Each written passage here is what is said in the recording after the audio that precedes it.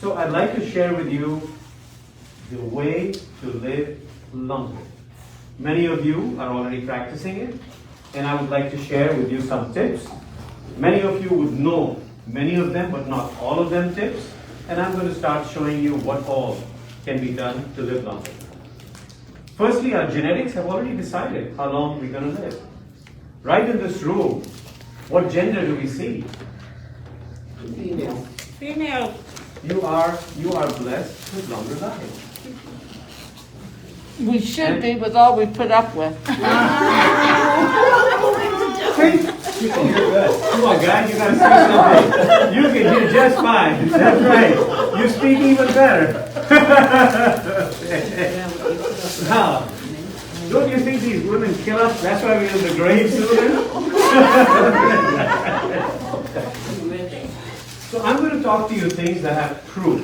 You know, there are people who are eating this vitamin, that metal, that selenium, that zinc. This is not the way to have a scientific way to advance your life. So I'm going to go over these things. We know that identical twins don't die together. So there obviously is a distinction, even if your DNA tells you that you are going to live long, it is a distinction that you yourself make. The most powerful thing that you can do is have a good attitude. A positive attitude towards life will help you live longer than any other intervention that has proven. Now there are some new things coming to life, like hyperbaric oxygen. I'm going to talk to you about that as well. That can reduce the age of your blood cells. Currently, we've only studied the blood cells. Reduce the age of your blood cells by 25 years. Wow. Within a period of 90 days. There's a study, very powerful study that came out of Tel Aviv that showed this, that when 5 days a week, participants practiced hyperbaric oxygen under a supervised physician, these patients, when their blood cells were checked, on average, had cells that had gained or rejuvenated by 25 years. So I'm going to go over that as well at the end. So what do you expect? Just clean information with data to support it. Okay? I'm not going to say if you dance salsa, you're going to be living longer, but part of it is true. So we're going to come to that as well.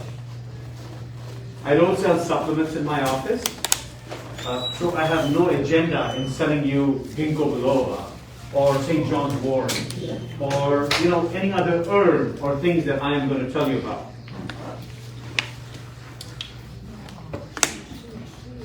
So life is a fatal condition. Every day, if we do not fight our death, we could go. We eat to survive, we breathe to survive, we drink to survive. Some people drink in excess to survive. So, well, we know that alcohol also has some impact on mortality, which means less than 2 drinks in a man and less than 1.5 drinks in a woman improves lifespan and or decreases the chances of death, and we'll come to the numbers. So you can all decide if you want to live longer, you want to live healthier, or you want to have both. So the current concept of disease prevention is that I cannot stop what your fate has. If you are going to get diabetes, you're going to get it. But I, as a physician, can delay it. So that you don't get it at a younger age, you get it 10 years later. So you have 10 years of good life. And that is how you combine longevity and good quality of life. By avoiding diseases, avoiding unnecessary medications, unnecessary shots, etc.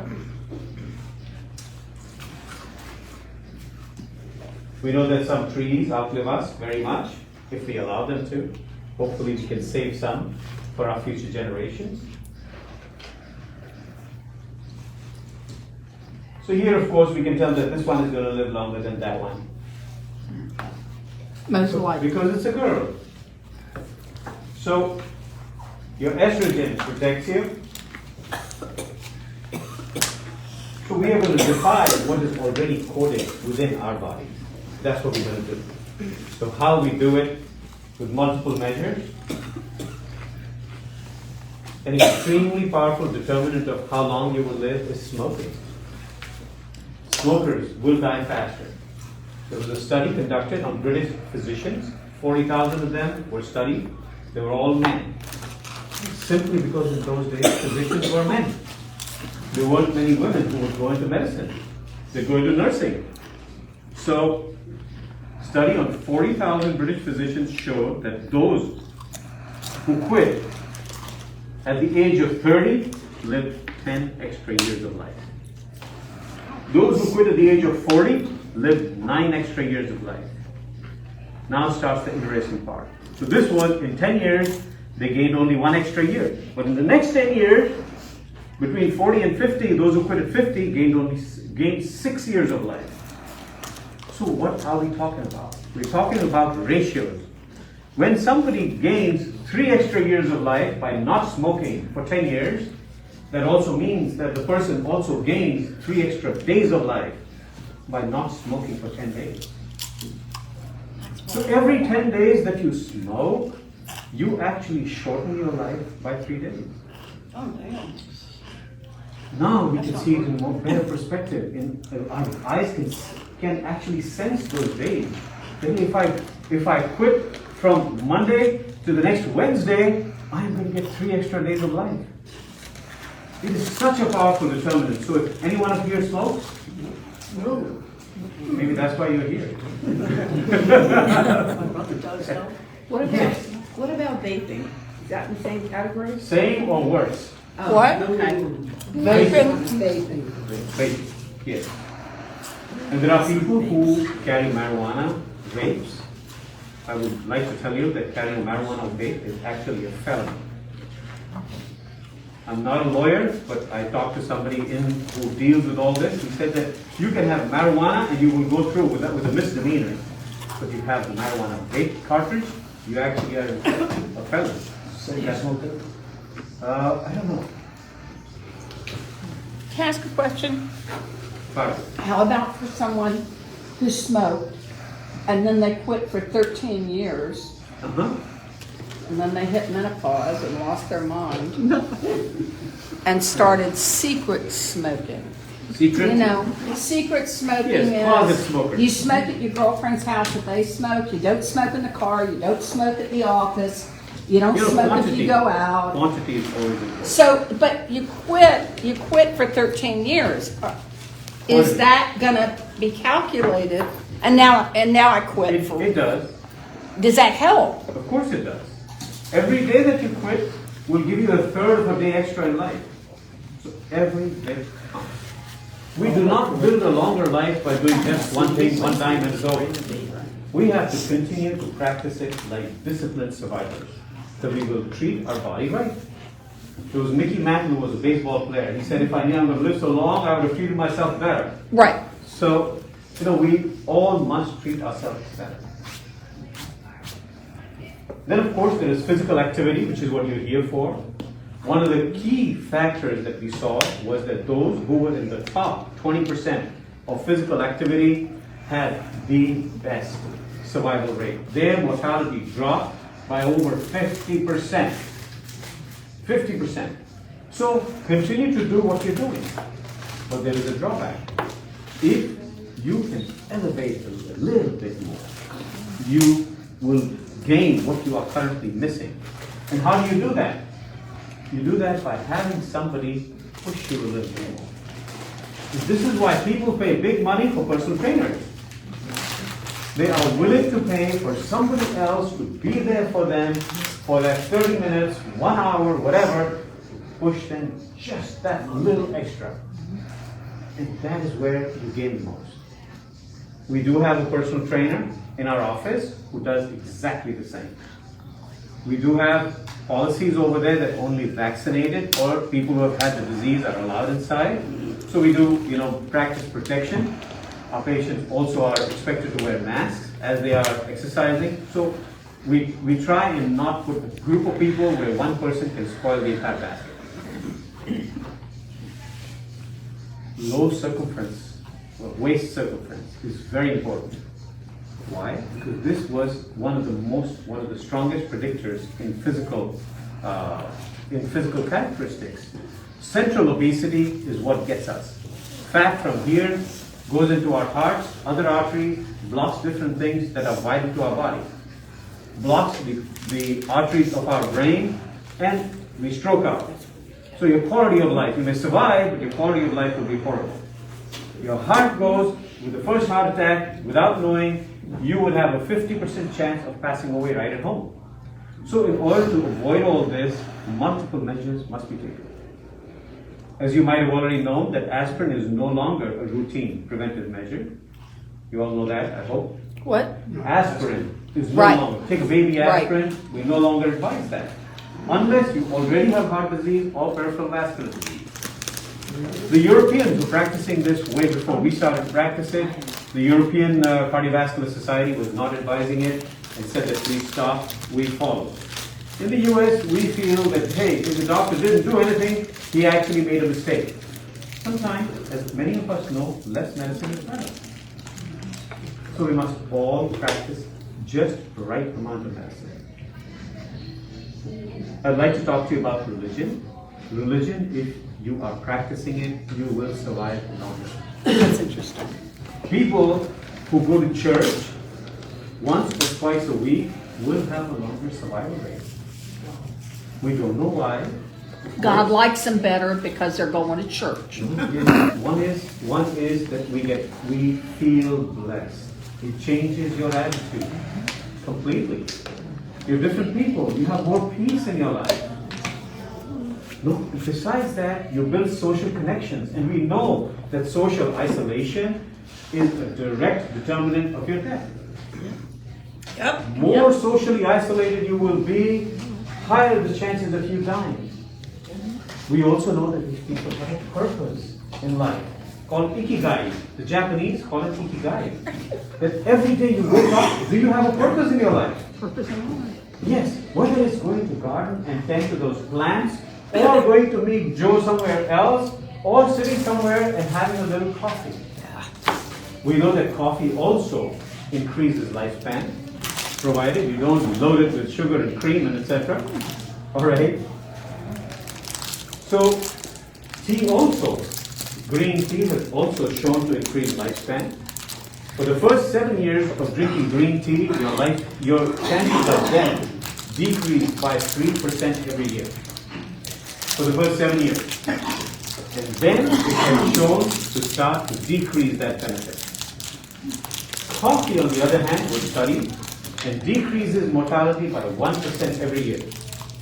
So what I tell people is please drink tea for the first 7 years and then switch to coffee. Yeah.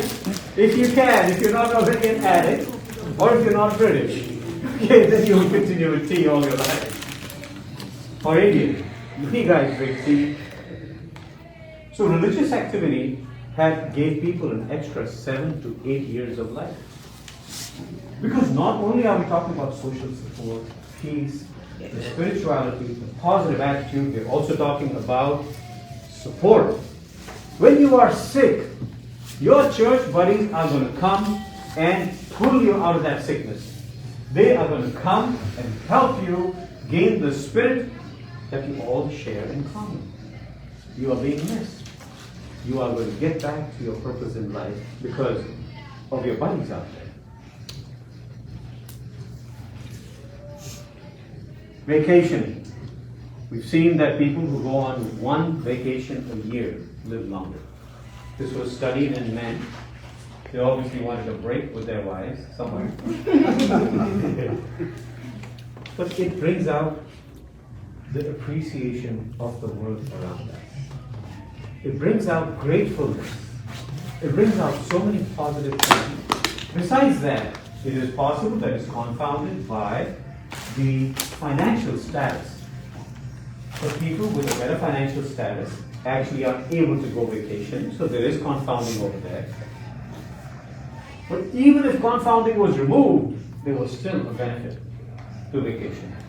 So if you're not traveling, please just go someplace. Go to Wikiwachi. Go to Crystal River. Go see the manatees. Just drive out to any national park that we have around us. Go to any little forest or beachfront. We have everything around us. And we live in warm climates, and we know that people who live in warmer climates live longer. We live longer. When we migrate from places like New York and like me from Philadelphia, when we come here, we actually gain years of life. And I don't want you all to come here to Florida just waiting to die. I want you to have a purpose here. You are going to come and you're going to help others who do not have your spirit. And say, come, let's go. Because together, the entire society becomes better. You will help them. The day you are down, they will help you. We also know that sunlight brings better attitudes. The day the sun is down, God forbid, I lived in England for 3-4 years and I didn't want to be there. Because gray skies.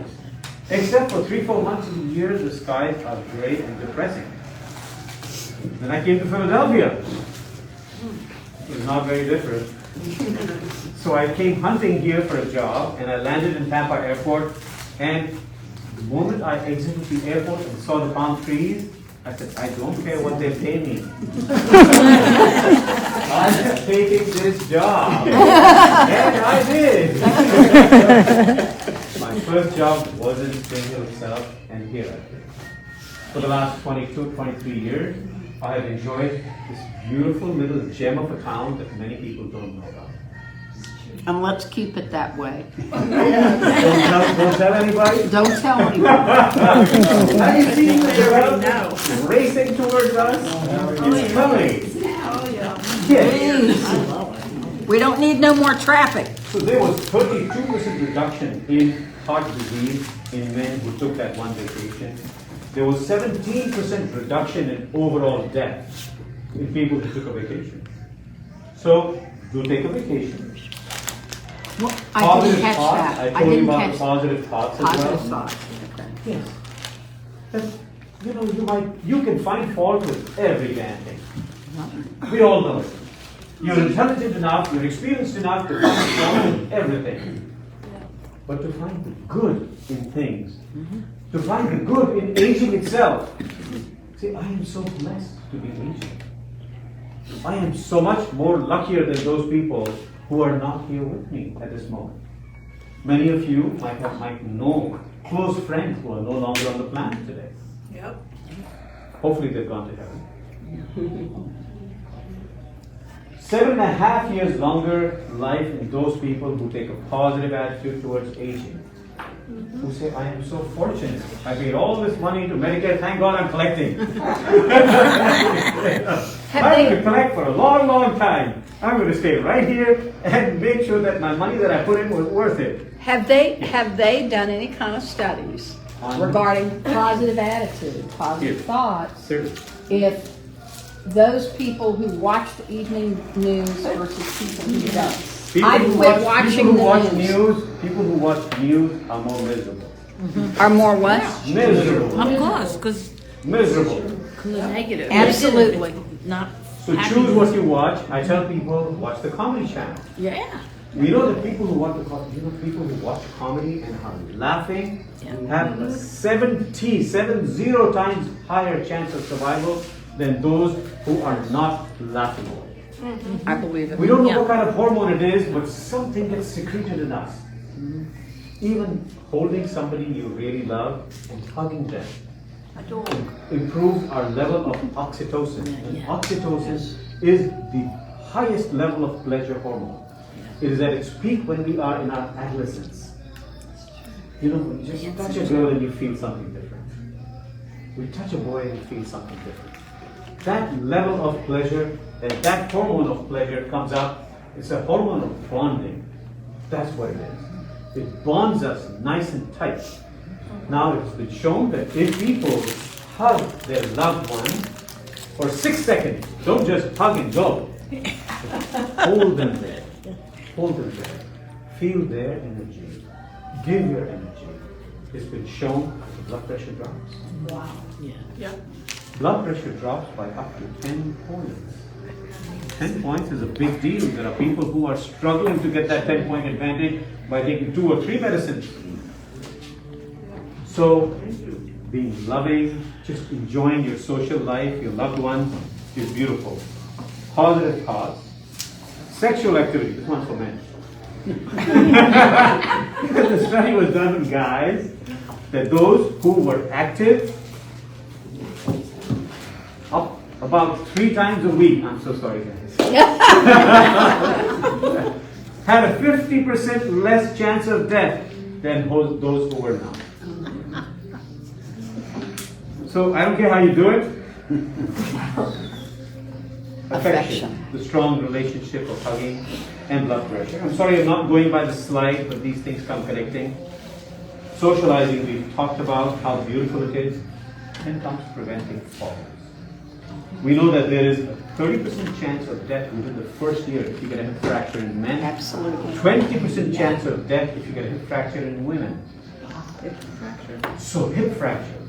Hip fracture. So everybody here has had a bone density, I take it. Yes. Men and women.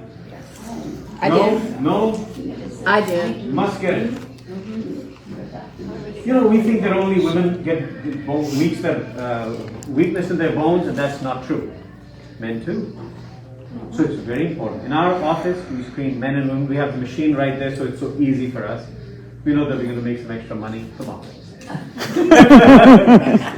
It was quick too. It didn't take very It long. is quick. It's just a little wand that goes over your body, and the answer is out. Yeah. Do men take calcium too? We come to Yeah. nutrition, vegetarian. People, our human being, our dentition is not made to eat meat. We have become omnivores, we eat everything, but our entire structure is actually built around eating vegetables. I would like you all to watch a documentary. It's called The Game Changer. It's called what? Game Changer. The Game Changer. Game Changer? Game changer. That's right. So watch The Game Changer and see how athletes. You know Tom Brady? Yeah. He's a vegetarian. Yeah. Oh, he eats What fish. he doesn't eat. He eats fish. He eats fish. Yes. So we know that fish, lacto-ovo-vegetarianism is the best. So some milk, some eggs, some fish, and vegetables.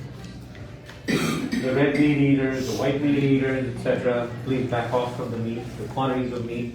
But don't they have proteins, the red meat? Pardon me? The red meat have proteins. The red meat, Yes. it has, but vegetables have a lot of protein. Milk has a lot of protein, you know that. I'm lactose. Intolerant, but there are many other sources. Soybeans, all the legumes. Beans. Yes. Beans have protein. Yes, there are so many lentils. And you don't need as types. much protein as you think either. Yes. A lot of Americans eat more protein than they need to. Caloric restriction. There was a study done in rats, and we know that it directly impacts us as well, because these similar studies have been done in human beings as well. Starvation. Intermittent starvation, as you all know now, is in fashion. Why? Because it helps us live longer. It gives ourselves a little break to say, repair yourself and become stronger. And that's what happens. So these people correct the breakdowns in their DNA, and the repair is better, that lasts longer. There are certain genes that are otherwise activated to kill us, those become less active, and we go on. What I tell people is that God has given us a certain amount of food that we'll finish on the planet, each one of us. Faster you eat it, faster you're gone. So please take your time, eat a little bit at a time. That's how we all should behave, eat less.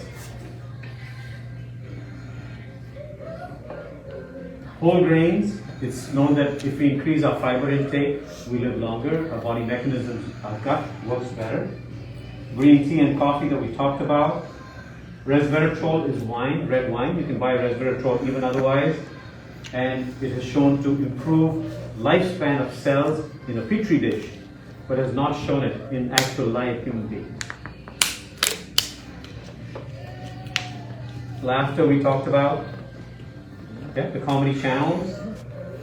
Alcohol we talked about, it's a J-shaped curve that your mortality decreases a little bit, but then you start drinking more and more and your mortality starts to increase. I personally avoid alcohol because it's known to create dementia, so I avoid it. Nuts, we know that a handful of nuts decreases your cardiac events. So heart disease goes down whenever you eat more nuts. So even though they are energy rich, they have certain other things within them in their structure that somehow help our body. And we call vitamin D. This is the only vitamin we advise in our office. Anywhere between 2,000 and 4,000 units a day is what you should be supplementing with.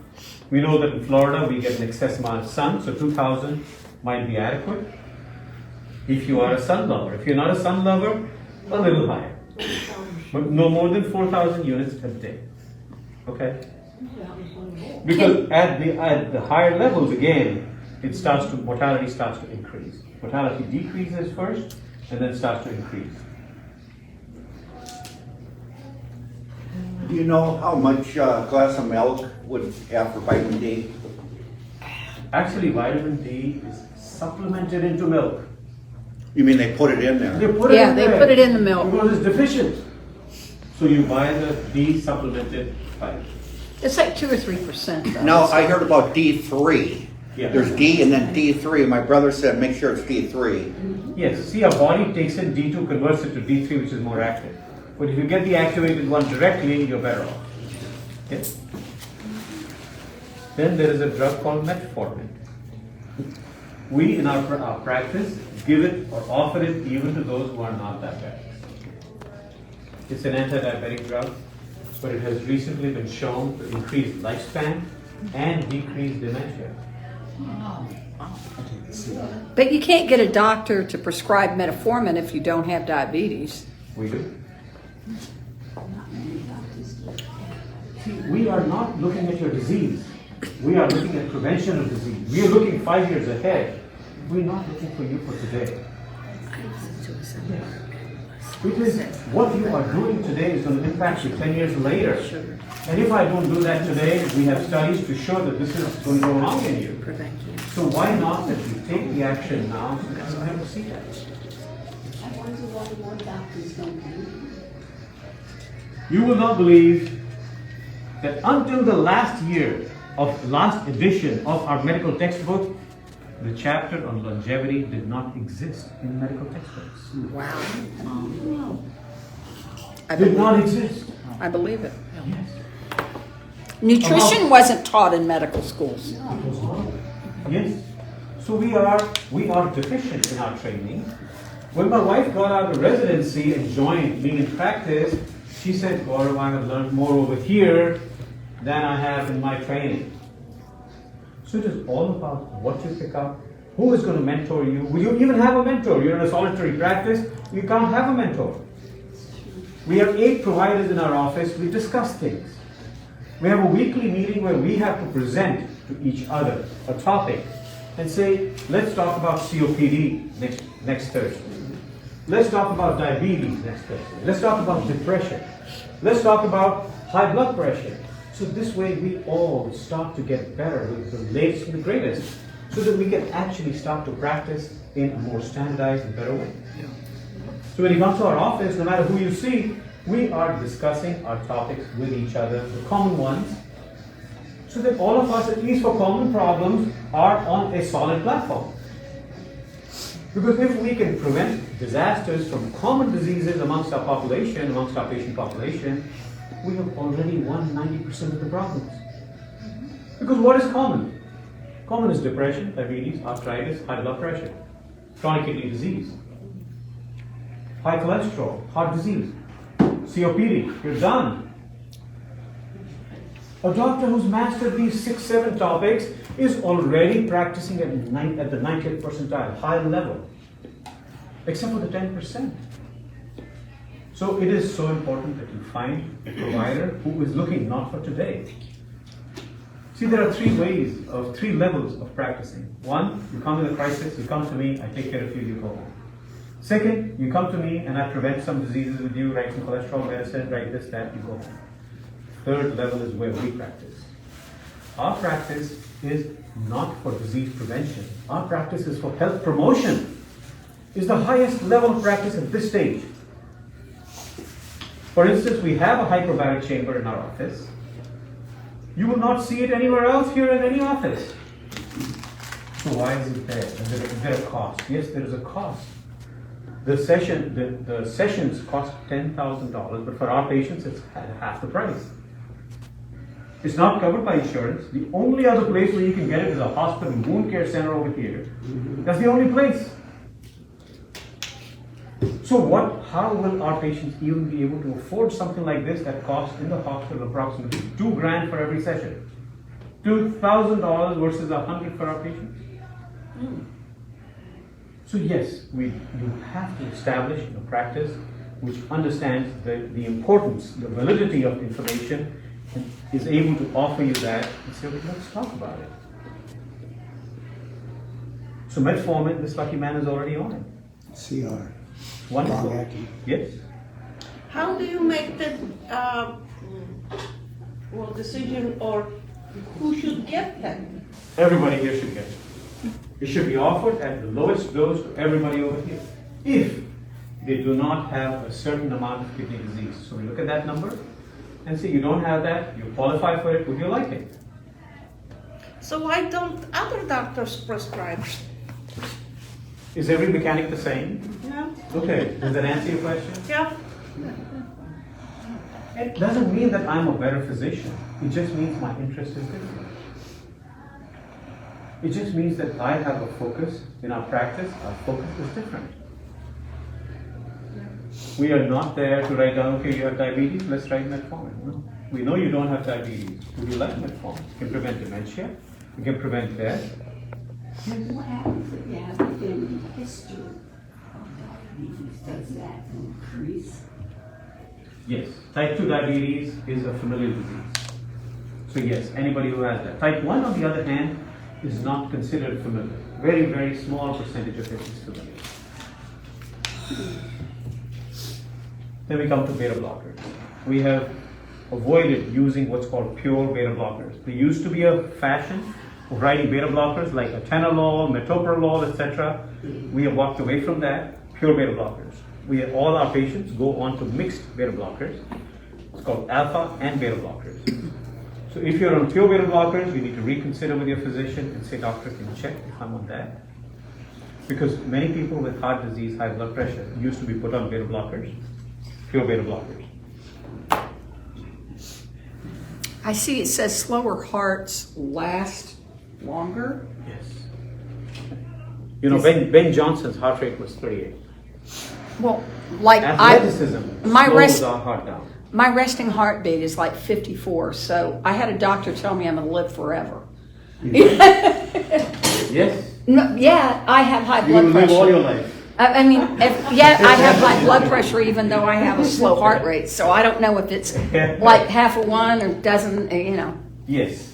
Then we have started to practice more of other. It's called the renin-angiotensin system. A chemical comes out of the kidney, and then we have common drugs like lisinopril, losartan, which actually block that system. So we do use those as a preferential treatment for protection of the kidneys as well as blood pressure. So we have a whole bunch of things that you should avoid, and one of them is calcium. I have a question on calcium. Calcium? Yes. Dietary calcium is an excellent thing. It slowly gets absorbed into our body, whereas concentrated calcium in tablets, liquid form, etc. is not. There is something in the body called the calcium phosphate product. That how much phosphate is there and how much calcium is there. If that product, the multiplier between of those two, is higher than a certain level, we get calcium deposits in different parts of our body. There have been studies that have shown that there is an increase in hardening of our arteries if we take calcium supplements. So in our practice, we promote vitamin D, because vitamin D will help you absorb more of the calcium that you get in your diet. But we do not promote supplementary calcium among women or men. Yeah. You'd say D3 or D? D3, D2, D3, any one supplement. Isn't that what causes Then weak comes bones? niacin. There was a drug called niacin. I don't know if, because many people just go and buy these things and take them. We advise them not to take them. There was a study done, which was done with niacin and statin alone. And the people who took the statin alone did better than those who took a combination. So we tell people, please don't buy supplements yourself. If you're taking a bunch of supplements, please bring them to our practice so that we can go over them and tell you which ones are valid for you and which ones are not. If you take metformin, for instance, we encourage the usage of B12 because it causes B12 deficiency. So we warn our patients, please take a B12 with this. So you say no statin? Statin is good. So coming to statin, I have a question on statins. There was a trial called the Jupiter trial. It was done amongst patients who did not have heart disease. It was done among patients who did not have any other risk factors. The study was supposed to last for 5 years. 19 months into the trial, it was stopped. Because the benefit of those who were taking that one particular statin, and I'll come to the name in a moment, that one particular statin, the benefit was that their heart attacks and strokes had dropped by 50% compared to those who were given the placebo. Averstatin. No. So, it is very important to get that particular statin. Okay. Their chances of death, overall death, people say, oh, you prevented heart disease, etc., but you increased my cancer and this and that, I died sooner. Overall death was decreased by 25% within 19 months. And that statin is rosuvastatin. Is what? Rosuvastatin. How do you spell it? R-O-S-U. R-O-S-U. V-A. And in our practice, that is what we want to give to everybody. And I'm telling you this, that when we get patients from other practices, 90% of them are on a different statin. I've never heard of rosuvastatin. Because it used to be so expensive that physicians were not writing it. Okay, for financial reasons. But over the last 10 years, we found a source that would give it to us so cheap that our patients would buy it right at our practice. So that's another advantage. That, hey, can the physician provide you care at an affordable cost? Because we want the best, we want to extract the best that is there, but sometimes doing that can put you into the donut hole. So it is up to us as physicians, as smart physicians, who not only look after you in a physical or medical way, but also in a financial way.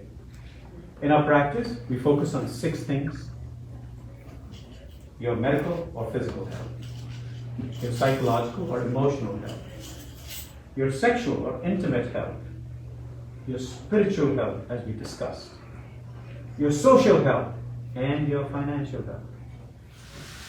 Because what good is a medicine that you can't afford? It creates more agony and distress in your life. So we want to customize it to you. We want to provide you the solutions that, hey, Crestor is costing, my patient went and bought it at Walmart one time, it's $600 for a 3-month supply. Came back to my practice and said, doctor, I can't afford this anymore. So why do you buy it there? Did nobody here tell you that we can sell it here? Somebody at the front desk had missed telling the patient that you can buy it here for $15. So I felt really bad for the patient. I said, call the pharmacy, see if they'll take it back. The pharmacy did not take it back. So we try to advise all our patients that before you leave the practice, before you leave the office after your visit, please let us know if you would like to buy anything over here. Or at least get the pricing of your medicines here and then go do whatever you have to. This way you know, hey, $600 I would not have spent and I would have come here and saved $585 in this practice. So yes, we truly emphasize all these 6 things. In our practice, if you come and visit, we do talk about it. Is your intimacy okay or not? If not, what is holding you back? And how can we help you? For instance, Viagra or Cialis in our practice is less than $1 a pill. You go buy it outside, you pay up to $20, $25 a pill. So people don't even buy it because you say it's difficult to afford. Say no, come here, We source it from the wholesaler and we give it to you. It's not that we don't make a profit out of it. We still make a profit out of it. We still make a profit out of it, yet provide it to you at those costs. Vitamin E, please do not take. It has shown zero benefit, maybe even hurts. Vitamin C, E, beta carotene, which is carrot extract, do not have any benefit. Here is the hyperbaric chamber of our office. We have two, because in case one fails, we need to have a backup. Because I don't know if you've heard of divers, decompression disease. Yeah. That's what you can get if this fails. So we have to have a backup. So we put patient in. We know that hey, if it hasn't failed yet, but we can't wait for the day to buy a second one. So we've got a second one as backup. So hyperbaric oxygen. In our DNA, there is something called telomeres. So we have a couple of segments of our DNA. We have the short segment, the long segment. The long segment is divided into the proximal segment, and the telomere, which is the end segment. The end segment throughout our lives becomes shorter and shorter and shorter and shorter. This is where we believe all our spare parts to repair our DNA sit. So our body structures, our body mechanisms go, pick out that little spare part, put it where it has to repair. And because we start to lose all these spare parts, at one certain point, we won't have one particular spare part and we will suffer a disease because of it.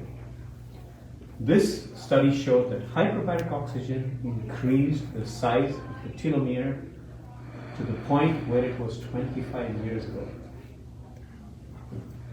How does that treat, not dementia, but can it help avoid dementia?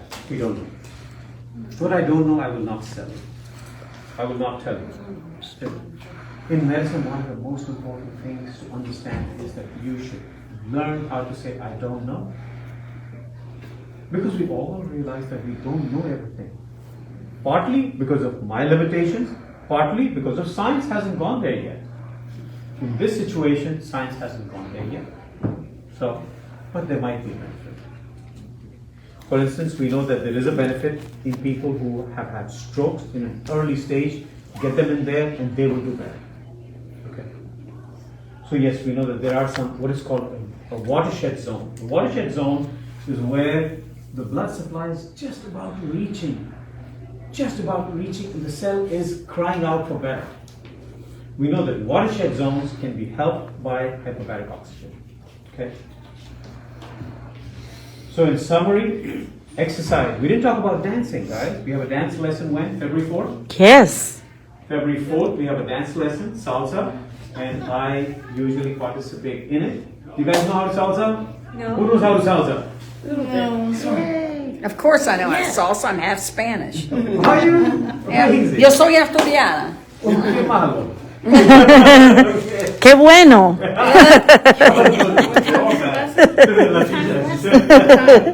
10:30, February 4th. It's a Friday. So, dancing is the #1 exercise to prevent dementia. Yes, it is. Yeah. I go dancing on Wednesday night at Strikes Bowling Alley. I have a singles group and I love it. Isn't it? Yes. Best thing ever. It is liberating. Yes, It is liberating. The Good saints exercise, in the too. olden days used to dance in their trance. Mm-hmm. Yeah. Yes. And it prevents dementia because our two sides start to talk to each other so fast and so much that we open highways that we don't otherwise use. Yeah. These neuronal Because highways you're thus using your- allow you're the using transmission your of brain, information you're and using knowledge that physical. you can pull. It is simply like, hey, you got a roadblock in some place, you can't get information or supplies there, and back and forth. You open up the highways, you go there, you have a higher chance. You have many more highways, you have an even better chance. So we encourage our patients to open up the highways by dancing. Vitamin D, we talked about the statin, the particular one, the metformin, intimacy, church, social, vacation, aspirin, routine preventions. Routine prevention. When your doctor says, I want you to get this done, please go get a colonoscopy, go get it done. Don't be afraid, because large populations have been studied and we know that those who get it done will gain compared to those who don't. So please, when your doctor says go get a mammogram, get it done. Say, I need a prostate test, get it done. All these things that a doctor is recommending to you, please go get it done. You just paid a man to give you advice that you're not going to take. What do you Yes. think of that test, the colon test? The one that takes samples? Cologuard. Yes. Yeah, Cologuard. So there are a couple of tests. There is something called immunofecal occult blood test, Right. which means we test for blood that is human blood in there. That is good. Cologuard is better. Colonoscopy is the gold standard. Right. When your insurance is paying for the gold standard, why are you undercutting yourself by going for something cheaper and lesser? Because it's a horrible procedure. It is a final prep. It's not horrible. And I will also The tell you preparation is that difficult. the medication for, I've had two of them, the medication for colonoscopy Yes. is fabulous. Okay, Thank you. it's Valium and Versed. You don't remember anything. It's fast. And you and I, we all grew up at the same time. Okay, Valium and Versed. Huh? It isn't like it used to be. It used to be you drank that horrible thing. Yes. I mean, no, I took a bunch of pills Yes. and had to drink, you know, and yeah, there was a lot of pooping involved, but it wasn't that horrible, nasty The Kool-Aid liquid that with, was- yeah. with salt in it. You don't have to Evolved. do that anymore. Everything has evolved. No, you take a bunch of, no, you don't have to do that anymore. You take there these are- You're right. pills. The pills That's what I are tried. expensive. So some people, if you tell the doctor, I don't care, it cost me $100, just write it for me. You go get the pill. It isn't what it used to be, gang. Yes. It really isn't, and the What is drugs for are great. $100 not savings? You can drink that rubbish. Drink it. What's the big deal? I drink that rubbish, okay? Yeah. Now, coming to what not to do. What not to do is smoking, calcium unnecessarily, unless your doctor actually tells you to, vitamin E, C, and A, and mega vitamins. You know, people buy these bottles and bottles of vitamins from doctor this and doctor that, and they're coming in the mail every month. Please, give me a break. Give What your body a about, break. what about curcumin and turmeric? Those are good diets, but there's no proof. When there comes proof, we'll talk about it. What about flaxseed oil?